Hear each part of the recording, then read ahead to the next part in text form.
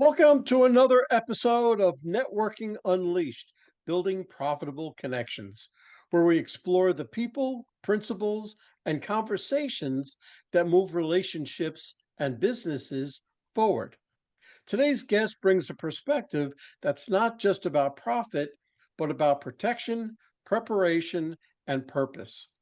She's an expert in estate planning, but don't let the legal title fool you. Her work isn't about stuffy documents. It's about empowering families, guiding small business owners, and making sure our young adults enter the world equipped to thrive both personally and legally.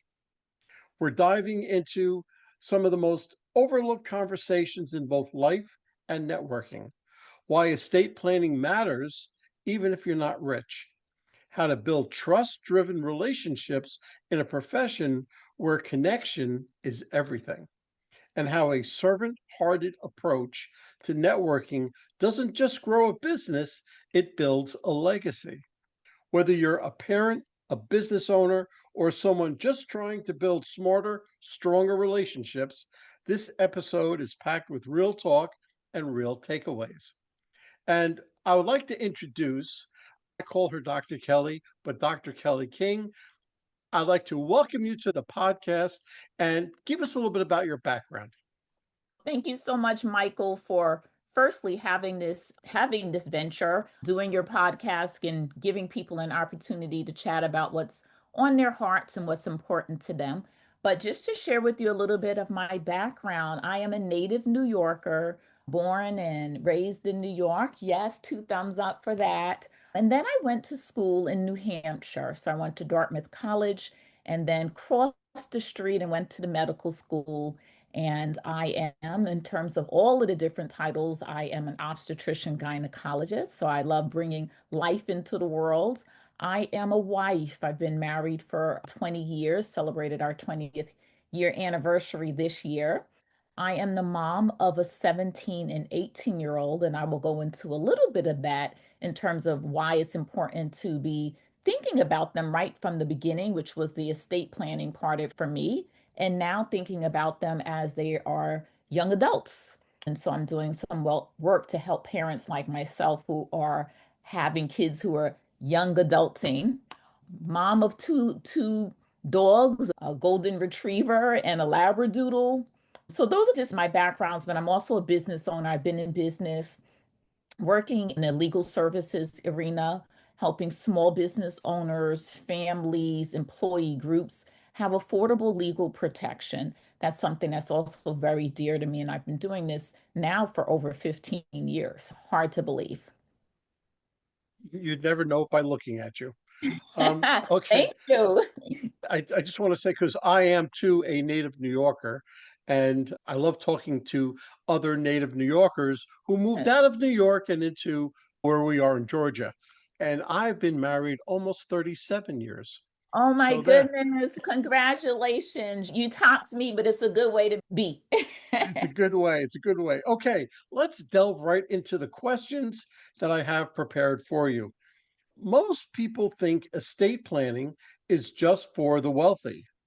That that I'm sorry, let's bust that myth. Why is estate planning actually critical for every family regardless of net worth? I love that question, Michael, and I'll just share with you a little bit of my journey. My husband and I, we got started doing estate planning actually when I was pregnant. We had heard about estate planning. I was really blessed to have parents who had done estate planning. Both of my parents did a will and they did a trust. And I will tell you, when they passed away, and they were not rich by any standard that we would think of as rich. My mom was a registered nurse. My dad worked for the New York Department of Transportation for many decades. And so they would be, I would say, comfortably middle class, right? So there was no huge estate. But when they passed away, for my family, for my sister and I, and then for my stepbrothers, everything was clear. We didn't have to argue. We didn't have to fight. We knew where everything was. There was a sense of peace and transparency at their passing. And it was a beautiful thing that they left that legacy for us, which wasn't millions of dollars, but a legacy of having a family that was still cohesive after the passing of my parents because they had that plan in place. But for me, again, I knew about it. It was always peripherally in my head. This is something that I should do. But both my husband and I are obstetrician and gynecologists, and we knew that while life is beautiful, we also know that it's not guaranteed. And so I wanted to have a plan in place that had nothing to do initially with money. It had everything to do with the fact that when my son was born, I wanted a very clear plan about who would raise him if for some reason my husband and I were not going to be able to raise him, right? We knew that a part of the will is also appointing a guardian for your children if you pass away and you cannot raise them. That was the number one reason why we did estate planning. It had nothing to do with money.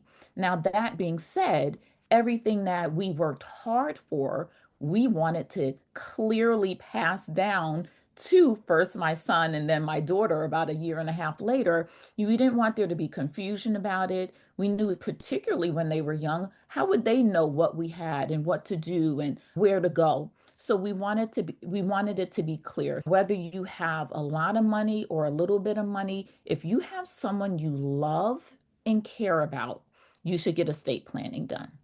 Leave the need for whether you need to have super estate planning done for that later time, but everybody 18 and above should have a plan in place for leaving, for making sure that the people that they love know what they have and how they foresee that those assets going. And particularly if you have children under the age of 18, you need to think of estate planning in terms of the guardianship part of it. So twofold. I agree 1,000%. I used to think that just having a will was all I needed. And it wasn't until later on that I got a trust. My wife and I did a trust, and for my two children. I understand the importance, and it's like having a left and a right shoe. You have one shoe on, but what about the other shoe? And I think a will and a trust work together just like that. Okay, so what are some of the biggest mistakes families make by waiting too long to plan? And how can a simple conversation now prevent major heartbreak later? Absolutely. Another great question, Michael. I am a big believer the best time to have these conversations is when everyone is healthy, everyone is well. It feels very confrontational and uncomfortable when the conversations happen when either two things are happening. Someone is ill, they're not doing well, or quite frankly, the conversation never happened and it's too late. So, the best time to have these conversations is when everybody is okay, it's less threatening. We're really just talking about finances and our future. I like to have people have conversations. Some people are very direct when they're having a conversation about estate planning, and they'll say, hey, this is what I envision at the time of my passing, and let's have a conversation about it. Other times, it's easier to start the conversation when something has happened, maybe to someone else, maybe a neighbor, maybe a friend. Maybe you hear something on TV and you say, you know what? That incident reminds me that you and I need to have this conversation about what we envision at our passing. Again, it's a very non threatening way to bring these things up before it's too late. Now, I don't believe it's ever too late. Even if someone is ill or you're ill, it's still okay to bring up the conversation, right? But at the same time, it's actually better to bring it up before those critical moments when it becomes a little bit more uncomfortable. I got my first estate planning done again when actually I said when I was pregnant, we could not leave something to my son until he was born. So we had all of the paperwork ready to go. And then as soon as he was born, we were able to put his name in as the beneficiary. And then when my daughter was born, then of course it became 50-50. So we're pretty simple. It was 50-50 split. But we had those conversations. Obviously, my kids are now 17 and 18, well before it needed to happen, but that's the best time to do it. It is. I agree that you should have that conversation when everybody's healthy, when Yep. everybody is sound mind and you can discuss it rationally. It Yeah, gets a little sticky when somebody gets sick, and that's where problems begin. But you're right, it's never too late. Never too late. Okay, absolutely. let's shift to networking. How has building genuine relationships helped you grow your estate planning business in a field where trust is absolutely everything? Absolutely. I will just say in general, networking is at the core of building my business in general. I have found that, like many people, we all live in a pool where people do something similar to what you do. It is pretty rare to have a business where what you do is you're the only one. You're the only one who created this thing, right? As soon as you're the only one who creates it, someone else is going to come along with it anyway. So we all live in a world where there are people who do something similar.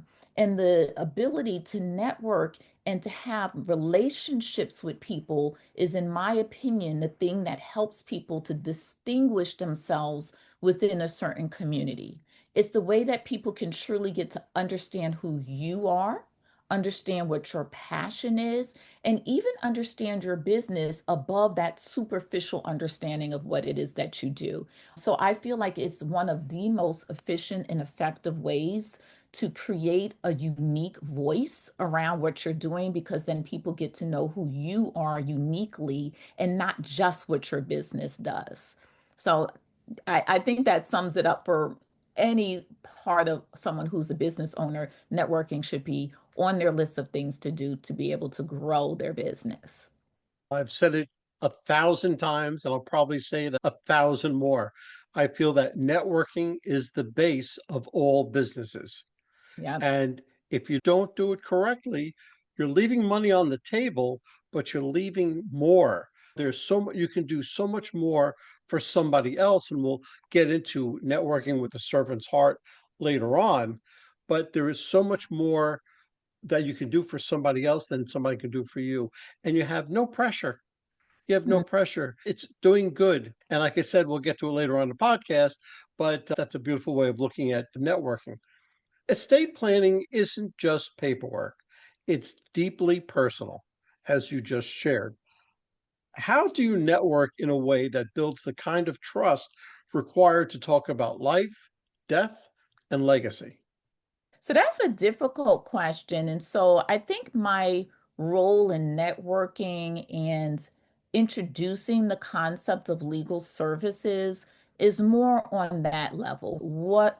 How are legal services valuable to you?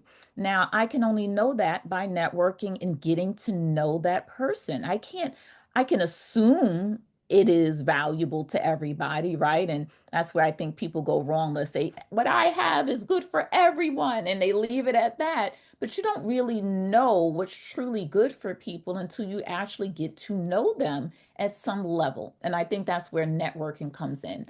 Now that I've had an opportunity to know you, now that I have an opportunity to know that you have underage children, now that I have an opportunity to know that you have adult children, you've got grandchildren, that helps me to really act as a consultant to see how I can best serve them with the legal services, whether it be the estate planning part of what my legal services offer, or whether they be a business owner and they're looking to trademark. I can't know that until I have a relationship with someone to know what their needs would be. Otherwise, it's like what you feel like sometimes when you go into a store. People are just trying to sell you anything and everything, but they don't really know what your needs are. So I think that would be the way that I would put it, is you've got to understand people's needs to be able to serve them, whether it be estate planning or it be creating a website, right? That's not what I do, but I'm just saying you have to know what the person's needs are. And I think networking gives you the opportunity to know what their needs are. And it also builds, in some ways, Michael, that trust relationship, right? Because when you know someone, you're going to trust that they're going to be looking out for your best interests. And I think that's a critical part of both the conversation about estate planning and legal services, because that's one part of the legal services is estate planning, but also that relationship with the other person. It bridges those two things together. I always say before the pandemic, which was only 5 years ago, networking was very transactional. It's like what you do for me, what I can do for you, so on and so forth. Ever since the pandemic, everybody was shut in and Mhm. everybody has to get out. And it's no longer building your customer base, but a relationship base. And you have to build that relationship with customers because once you build a relationship, you have that person for life. Yeah, If your networking is just transactional, your customer is your customer for as long as you have that piece, yeah. and you no longer have that relationship. So I feel what you're saying. It's networking is all relationships, and again, that's what I live my life by. Okay, you've also made it a mission to prepare young adults legally for the real world. What are a few things most parents don't know but absolutely should? Oh, I love that question because I'm living that world right now. So my son turned 18 in January, and very shortly after he turned 18, I remember receiving something from the pediatrician's office about, hey, you no longer have access to his information. And there were a few other things, little reminders that my baby was now an adult. And I will tell you, I totally respect that our kids grow up and they do become adults, and they should and can make their own decisions. The question for parents of young adults is, if something catastrophic happens and they're not in a position to make medical decisions or to maintain their finances, do you have the automatic right to step in? And the answer is, after 18, you don't. So, what you have to do, and we don't think about this, we just assume I'm the mom, I'm the dad. Of course, I can step in, but legally, you cannot. So you want to have things set up ahead of time in collaboration with your young adults, that if this should happen or if that should happen, we want it to be clear to the courts, to the doctors, to the medical authority that you are giving permission for mom, dad, sister, brother, whomever it is that you trust to step in and help you to make decisions that perhaps you can't make at that time. There's unfortunately situations that kids get into, whether it be a car accident or some other type of medical situation where they're not able to speak for themselves. Who then steps in their place? And so we think it's important, not we think, I know it's important for parents and for young adults to have these conversations, because mom and dad are not going to be automatic anymore. To talk about that medical power of attorney, to talk about adorable power of attorney. When my son went away to college, I was expecting the tuition to come to me. And I was like, okay, everything else has come, but the tuition didn't come. And I was like, okay, let me call the school. Turns out they said something that I thought was profound. They said the tuition is his responsibility, but as a parent, if you'd like to have access, he had to sign a waiver. At first, I was like, yes, the tuition is his responsibility. And then I was like, no, he can't pay the tuition. So he had to sign that waiver to say that I can step in and help assist him. Those sound like small, but they're critical things. What they are telling us as parents is he or she is responsible. But we also need to be reminded that 18, 19, 20-year-olds may not have the financial ability to be fully responsible. So you do need to have some of these waivers put in place so that you can come alongside your young adult, helping to set them up for success and helping to be by their side if you're needed. Again, I am very careful that we raise our children to become independent, but we also understand it doesn't happen right at that one date in time. It's a transition, it's adulting.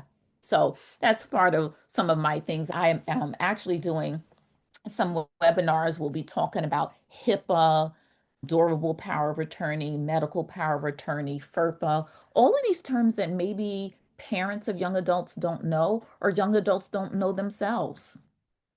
Yeah, no, that's good. And really, at the end of the podcast, I want you to give me all of that. But let me continue.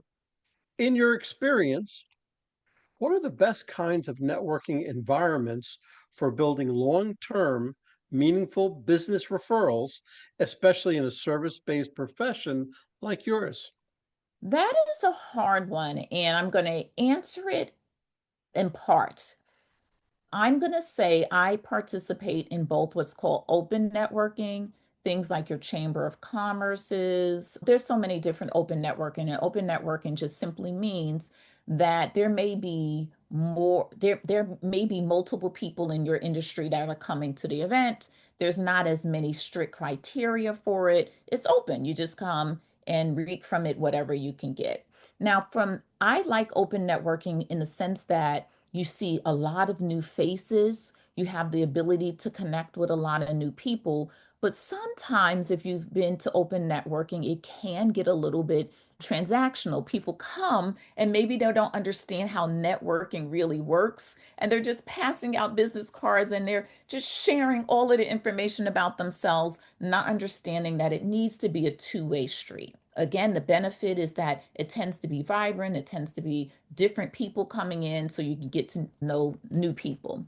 Now, I also participate in closed networking, and closed just simply means that there's one seat per industry. Some of the beauty of that is that you're not competing within that space with someone who does something very similar, exactly the same as you. Closed networking tends to be very intentional because not that you are forced, but you are monitored. I like to use that word based on how many times you get together with someone, how many referrals you pass out, attendance, and those have that benefit. But sometimes that can get a little stagnant for people. There's not as many people coming and going, and both of those have pluses and minuses. And I think that people who intend to add networking to their marketing strategy or even their growth strategy as a business owner, because I say networking is not even always about the business you will get. It should be about that as the primary reason. But sometimes we all need to grow as business owners. And in networking events, when I'm growing as a business owner, I'm learning something, someone is teaching me something, I'm still benefiting, even if it wasn't directly a client that I got. But going back to the question, I think people, including myself, have to choose which environment just feels right at its core. And I've been in networking events where I just felt at its core, it just did not fit for me. Maybe it was very cliquey, or maybe it was people who had been there a bazillion years and they really weren't allowing new faces to come in and to contribute. And then I've been in others where, again, it was just people are just buzzing around, but they're not making true connections. I feel that you should have your own criteria for it. You should give it some time. You need to come back several times to really find out if it's the right event for you. But you need to feel like at its core, you can both give and receive. If you're in an event and you're not willing to give, and you might not be the right person in that event. It might not be the event. It just may not be that, maybe that you're not the right person in that event. But I think you need to feel out which environment is good for you. I agree about the open and closed networking. And I also feel that everybody should actually take part in both of them because both of them bring something else. I belong to a few networking groups, one of which comes to mind. It's called the Local Link. And that, happens to be founded by yourself. Yeah. And you've created a networking group that really, I've seen it from 15 people to about, I think, 60 people was our largest one. It has really grown because people feel the need that they need to go out and show what they have. And quite honestly, about three-quarters of them don't know how to network. They Yeah. don't know what to say, what to do. I hope last week was a little opening for them so that they can understand what true networking is. But it's a skill that they have to get better at. And the only way they Yes. can get better at, or people can get better, is practice. That's the You go out to different networking events. Listen, the first time you go out, you're going to suck. It's going to be horrible. It's going to be so bad. But you just take the good from it. The next Yeah. time you get a little bit better, a little bit better, a little better. And after a while, you're going to say, hey, this is easy. This is a Yeah. piece of cake. And everybody's going to do it. Okay. So, what does a great networking connection look like for you? And how do you nurture those relationships beyond the handshake or business card? Yeah. I'll start with the nurturing part of it. So, the nurturing part of it for me means sitting down with people outside of the networking event. Networking events are great ways to make introductions for people to know on a high scale what you do. But the way to really get to know about a person and for them to get to know about you is after the networking event. So, if you've heard the term before, one-to-ones, it just means after the event, let's sit down for coffee, let's sit down for a Zoom and have a conversation where we can both go into more details. And I feel like everybody who does networking needs to have a plan in place to do that. Again, it shouldn't be everybody at the networking event. It should truly be you choosing people that you feel like you can give to them and potentially receive for them. And that falls into the second part of your question, which is what do those people look like for you or for me? And for me, it would be the best connections are people who can not just connect me directly to themselves, which is that one-to-one interaction, but people who have a client base, a family base, or a PTA base where they can then connect me to others who need my services. And I think that's a really key takeaway too for people who network. Please remember when you are networking with someone, they're also networking with you. And so if you approach people all the time, you need my services, it can be something that kind of really puts people back on their feet. Whoa, wait a second. I'm really just connecting to get to know you or to see how I can pass referrals your way.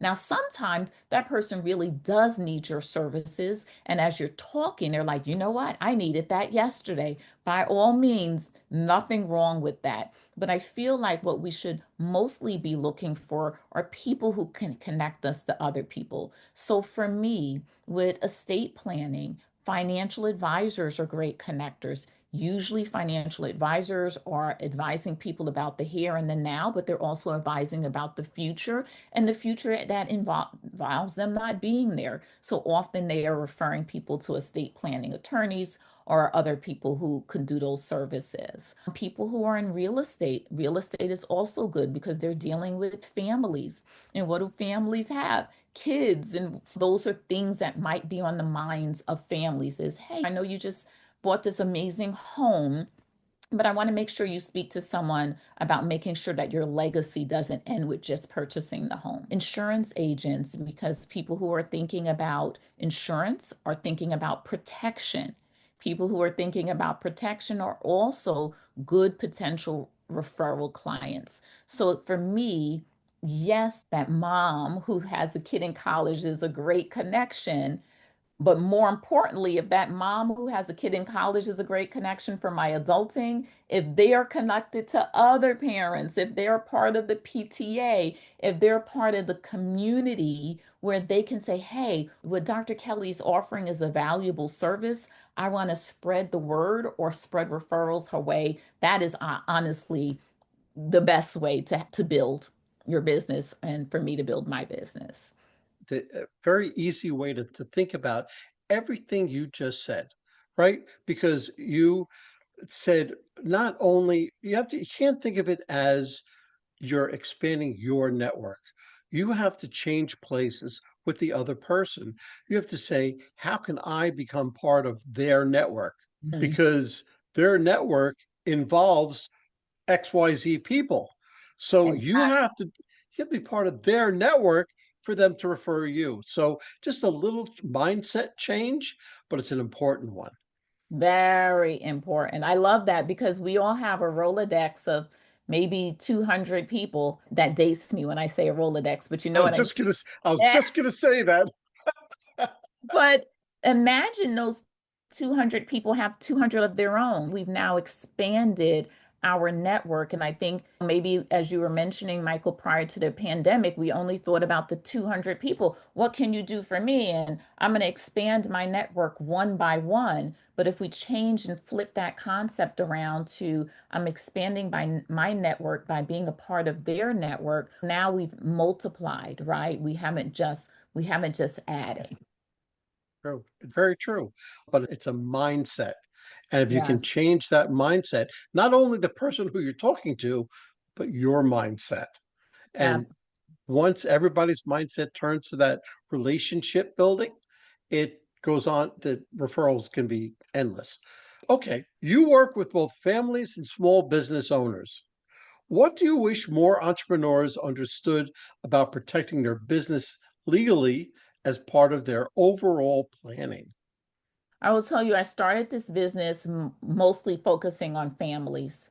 And then when I was exposed to what our legal services can do for small businesses, it became another passion. It didn't replace, but it was an add on to that passion because at our core, most businesses employ people. And you don't have to be a target. You can be just a regular small business owner. And so if we can keep small business owners keep their doors open, then we're helping everyone, whether we're talking about the small business owner or their employees. But I will say this, a lot of small business owners think of their business as their baby and they think of their product or their service solely. But think of it this way, your business at its core is a legal entity that does A, B, or C. It is a legal entity that does A, B, or C. Everyone is focused on the A, B, and C, but we have to also remember it's a legal entity. And with that in mind, you have to be aware that there are legal pros and legal cons, and you need to be aware of those things. And so, unfortunately, I've heard so many stories of small business owners going into business with the best of intentions and they're knocked left and right by things that they never expected to happen or they just didn't think wouldn't happen to them. Whether it be, oh my gosh, I did this amazing construction project and then the person didn't pay me. Or I've had story after story of people starting with a web design company and then their information was hijacked and the website never got put up. Or the story of a business owner who started her business and she had she took over another business. There were employees that didn't like her style. They quit, but then they wanted to collect unemployment. She's a brand new small business owner. This was not on her list of I do A, B, or C. It was on the side that I'm a legal entity and I need to be aware of what do my contracts say? What do my documents say? What if someone does something? Who do I go to as a resource as a small business owner when, quite frankly, the big legal dollars are not there yet to defend themselves or to get questions answered? And so our legal service package with LegalShield Small Business Solution gives them an affordable package to be able to ask questions, get documents taken care of, get documents reviewed, to trademark, to copyright. The list goes on, but in short, it is a resource for small business owners to have so that they can protect their business, which in and of itself keeps them in business. Unfortunately, today's day, it's a very litigious It is. society, Yeah. and everybody will sue anybody at the drop of a hat. And Mm-hmm. the only thing that you're offering is protection. Yeah. Because I don't care who sues me, whatever. If I'm protected, then I know that, okay, I'm going to live to fight another day. If I don't have that protection, I'm going to give all my resources and all my energy to protecting myself, and Yeah. I'm going to forget about the business. It's very important to become protected. Michael, Oh, I'm I- sorry, go ahead. yeah, can I just share too? The best way to be protected, just like in healthcare, is ahead of time. Too many small business owners think, oh, I don't need to think about that until it becomes a problem. That's the same concept of I won't think about the heart attack until I have it. No, you want to be proactive in your legal services just like you want to be proactive in your healthcare. So that means before it becomes a problem, before you sign the contract, before you sign the document, when it's at the beginnings of a problem, get the attorney involved so that it's not catastrophic and it's not fatal because the cost then becomes too high for a small business owner. Because you can go anywhere to get legal services, but the fact is, depending on how many dollars you have to protect yourself, it may be something that causes you to be a little ill or causes it to be fatal for your business. And we don't want that situation. We want to make sure we take care of it and keep you well. And if you're getting just a little ill, we're right there to try to nip it in the bud before it becomes something catastrophic. Well, I have to tell you, I've been a LegalShield member for 15 years, so Whoa. I know both sides of the equation, and it's just I call the legal representative, the attorney's firm, probably once a month. Uh, So it's just a little question because questions and answers all day long they're going to give you. But if I went, I'm not going to tell you now, but the story that I had about when I stayed in a hotel Mm. out in Savannah, Georgia, they took care of my problem like within a day. It was just Wow. all handled. So I have the greatest admiration for Legal Shield. I think they're the best. Can you share a time when a single networking connection created unexpected momentum, either in your business or in a client's life? I'll share with you how networking can go around in a circle. So you had mentioned that in during the pandemic, networking really changed, right? And so I went from networking in person, and honestly, my networking in person prior to the pandemic wasn't overly effective, Michael. So when you talk about it, we all need to understand how to be effective networkers. And when the pandemic happened, many of us went to online networking, and I thought, oh my gosh, this is the greatest thing ever. How convenient. I could just put on a shirt, I can be bummy until the moment that I get there. But what I found, Michael, was is that I was it was convenient, but it wasn't as effective. It wasn't as effective because there is just sometimes you need to shake a hand and give a hug, and there's just something about personal relationships. You need to feel the vibe of the person. You Yeah. need to feel the vibe of the room. And when I shake hands with somebody that I'm friendly with in business, we do that small man hug and we talk about anything else but business because that's how you begin. But you're absolutely right. Listen, even through Zoom, right? I'm talking to you, but I have to realize that you're a person. Yes. So 90% of the networking has to be the same, but I Mhm. don't have that feeling, that vibe, Yes. and that's what's missing. So it's very important. Networking is I say it again, I'll say it again. Networking is the base of all business, and Yep. you have to go out there and do it. Before I ask you the last question, I know what you have done in the past, and I'm sure that all of it was not rosy. So, what mistakes have you made? Just give me a general mistake, and how did you come out of it?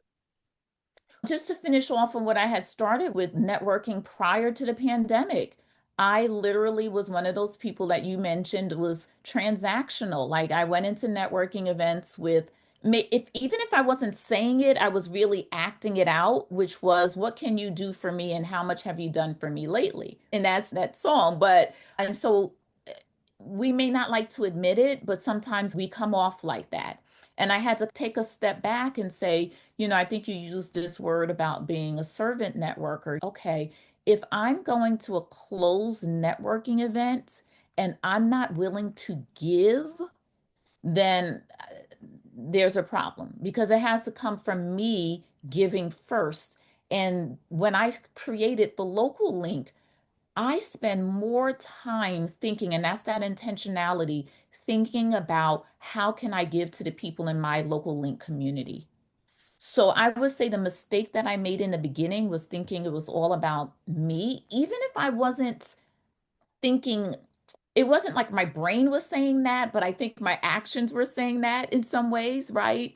And so transforming that thinking was a big deal for me. But also, one of the things that I'm also still currently working on, Michael, because we're all in the process of growing, is thinking it is a business. We want to give, but we also need to be able to receive and to be able to communicate in a way where people understand what we need to receive. And then also working on closing, right? Because again, it's a give and a take. We don't want people to think, oh, it's all about giving and I'm just here to spread the love.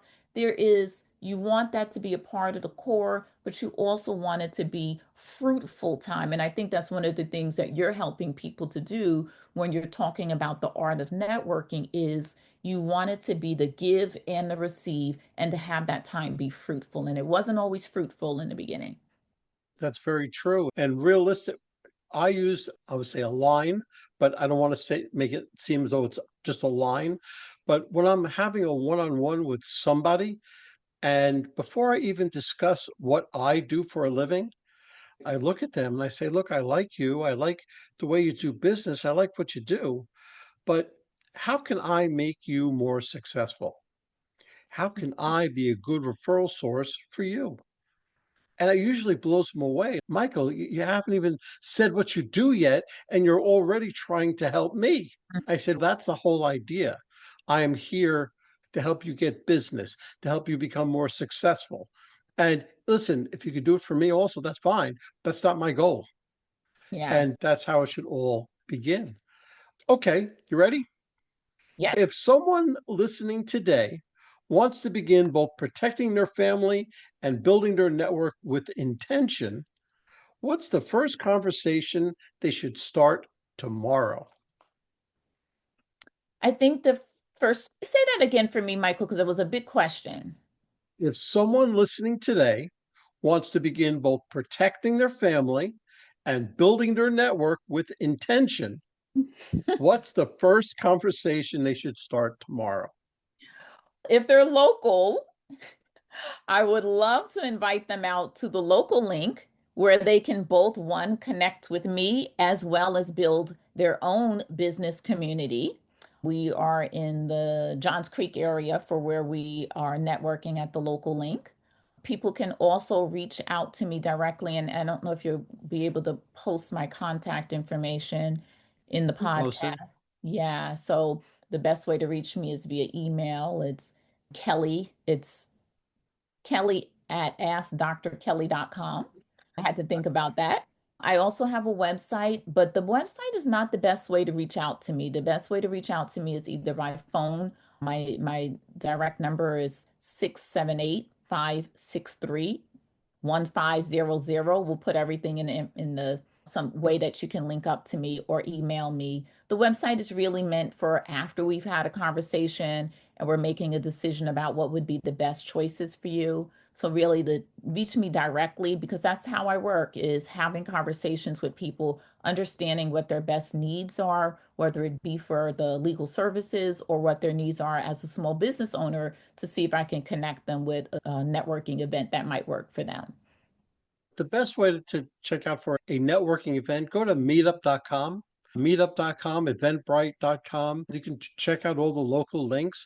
But if you're in the Johns Creek, Cumming, Alpharetta, even Gwinnett County, if you're around the area, check out the local link with Dr. Kelly because I've been a member for I think I've 2 months now, Yes. and I've enjoyed it. So I want to tell you that this was a fun and fantastic podcast. And do you have any last words of wisdom? My last words of wisdom is be true to yourself as a business owner, know what makes you passionate, and be able to share that passion to others. People will gravitate towards you because they feel from you that you care about them because you care about what you do. Very good. I want to thank you again for coming on the podcast, and I look forward to talking to you soon. Awesome. Thank you so much, Michael. So glad to be here and also glad to be able to hopefully serve your community. Well, hold on, folks. Don't go anywhere. Let's hear from our sponsors. David Neal, co founder, Revved Up Kids. Revved Up Kids is on a mission to protect children and teens from sexual abuse, exploitation, and trafficking. They provide prevention training programs for children, teens, and adults. To learn more, go to revvedupkids.org. Henry Kaplan, Century 21. When it comes to making the biggest financial decision of your life, leave it in the hands of a proven professional, Henry Kaplan.